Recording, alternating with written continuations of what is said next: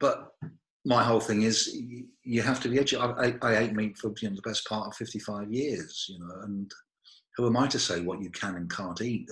All I can talk about is why I don't.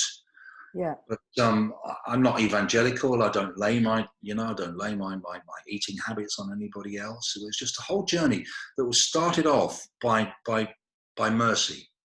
So, some of you must like a bit of me.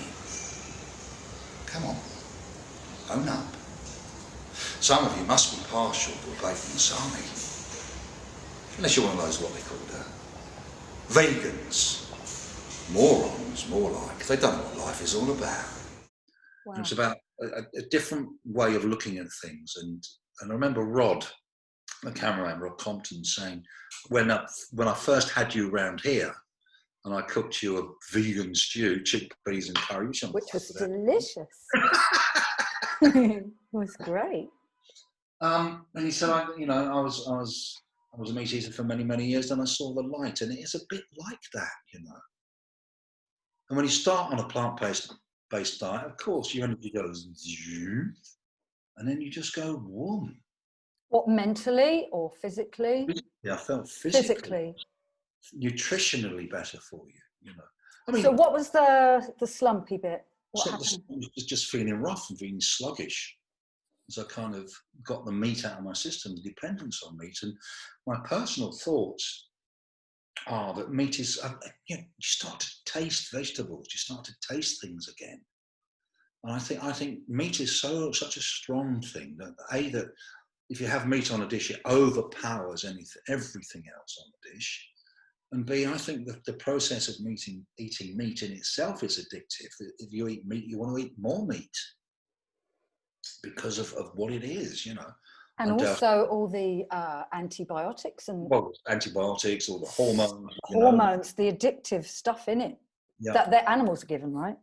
I mean, I saw something online about how the Americans farm their cattle on those huge ranches, and they pump their animals full of growth hormones so they get more produce for their buck, and it's foul. And even though they say it's something like 95% of that hormone has gone out of the carcass's body by the time it's slaughtered, there's still 5% of that hormone in American meat. That's the stuff that we'll probably, be having in this country after Brexit to bang a political drum. Mm. You want to put hormones? I mean, we don't know what's in it. There's a whole thing of bulking up chicken, the weight of chicken with salty water, brining the chicken. It's not nice. It's really not nice. And also the animals in wet farms are cross species, like from all over the place, all crammed together, dead and living, which is what they think this virus has sprung to the handlers, and the animals are really stressed. And likewise, the animals in the factory farms are really stressed from different herds. I watched this film yesterday, and it's Pandemic Explained in 4 minutes. It's really good. You can just Google it. I've shared it, I think. And they were saying that because of antibiotic resistance, because we're talking about animals having all this antibiotic, if we're not careful, the next flare-up of a pandemic is going to be, we won't be able to survive. It's going to be, it's bad enough now, right? We have to be careful because nobody really knows the origin of COVID-19 or SARS-CoV-2 or whatever they want to call it. You know what I mean? But they think it wasn't from eating animals. It was from being infected by the feces in one of those wet markets. Well, yeah, I saw 50 Minutes, an Australian program, and they had professors and guys that went undercover, and the scientists said, well, that's this program. There might be others that say different things, but came from onto the handlers rather than someone eating a bat. Because people have eaten bats for centuries, apparently. It's a cultural thing. It's not anything. Still not great, but yeah. Would you eat a bat? No. But we're conditioned to think a pig is okay to eat, but then not a dog, so maybe in there, like a bat would be no different than a chicken or something. I don't know. all the modern thinking is to cope with climate change, to cope with the the ecological disaster that's happening on this planet, is to just give up eating animals. Give up eating animals and give up killing everything. Don't kill people, don't kill animals. It's so simple. Yeah. Why don't we just do that? Well, because of political, economic pressure. That's why, what will happen to our meat industry? Short term, yeah, that will be disastrous, but long term, it won't be. You know? Carol sent me a link. Carol Royal sent me a link about a wet farm that was trying to be encouraged to get sell fruit and stuff. You know, like farms and stuff could be turned into plants. No spoilers. No, that was yes. That's all right. No, we won't. It's fine. Are we in the minority that think this way? I think there's more and more people are thinking this way now. I agree. And what was it in January this year before the virus hit? Britain led the way in veganism that month because of Veganuary. Viva, who've kindly given us a lot of footage as Compassion in World Farming, as Animal Aid, as Animal Equality.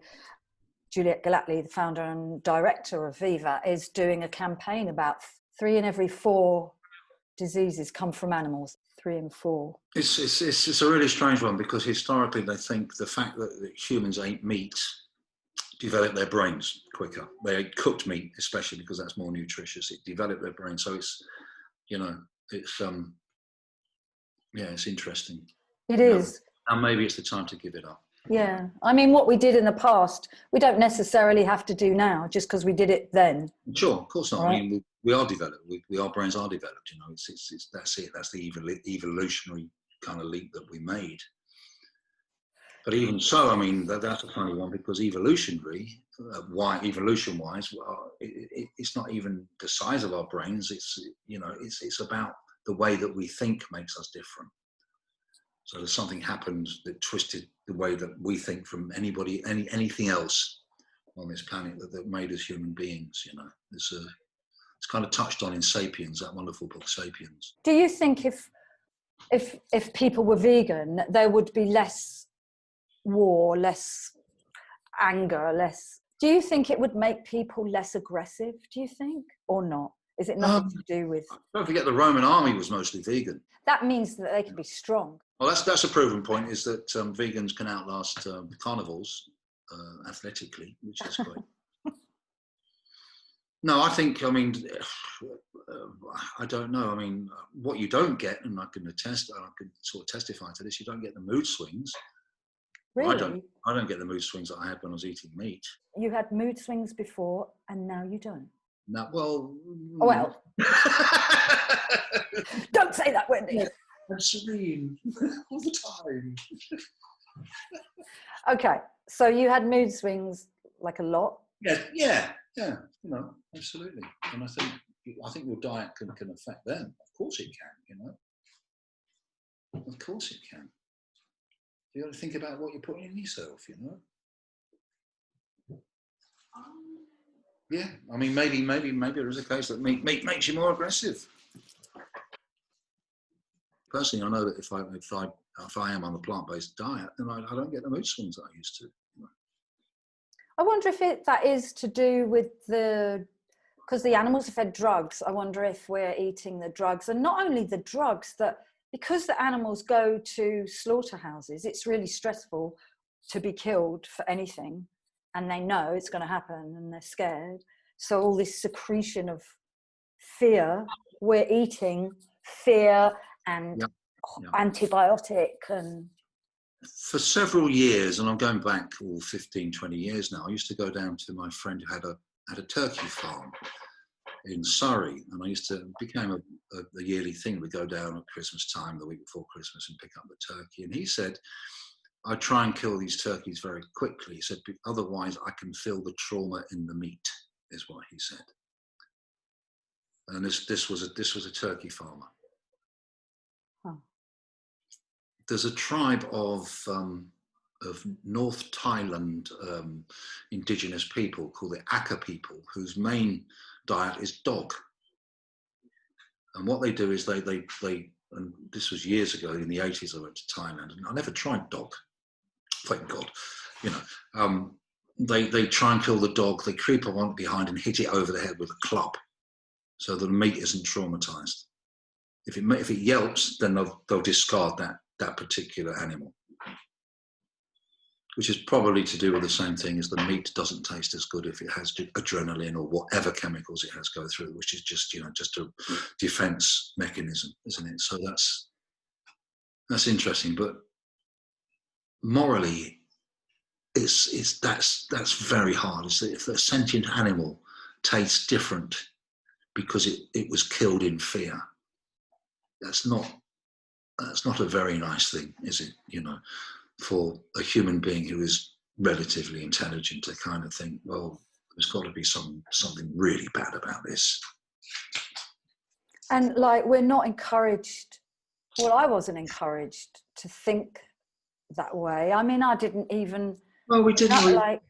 Wasn't children, aware really. You know, I mean, children of the 70s, and it was all a bit different then. It was fairly organic.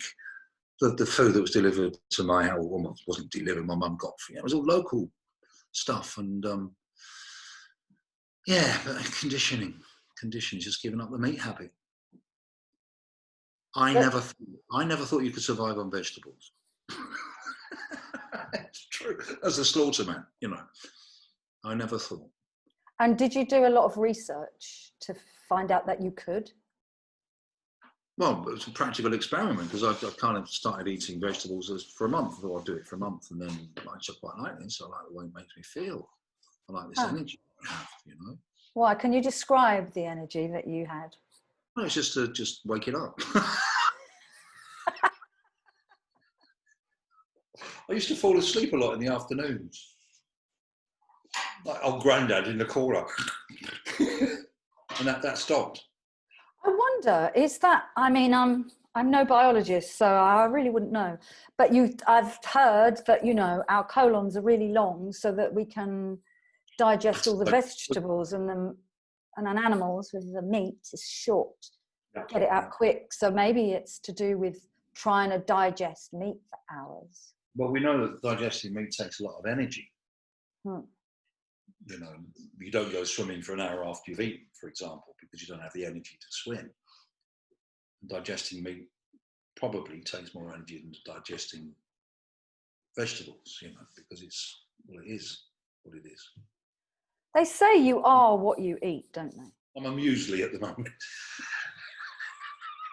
Slightly nutty and a few flakes. I'm a fruit salad.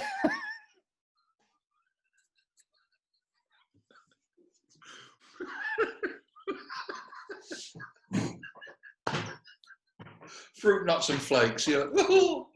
That's what I had this morning. Your fruit salad. Yeah. Well, I've known that for years, darling. See? It's true. Oh. A bit nutty and a bit flaky, that's good. Oh dear. Oh, what would you do to make everything all right, Mark? Me? Yeah. How would you make it all better? Oh man. Oh, well, where do you start? You know, end of war, linked with the end of religion, and I think, and seriously, just don't eat meat.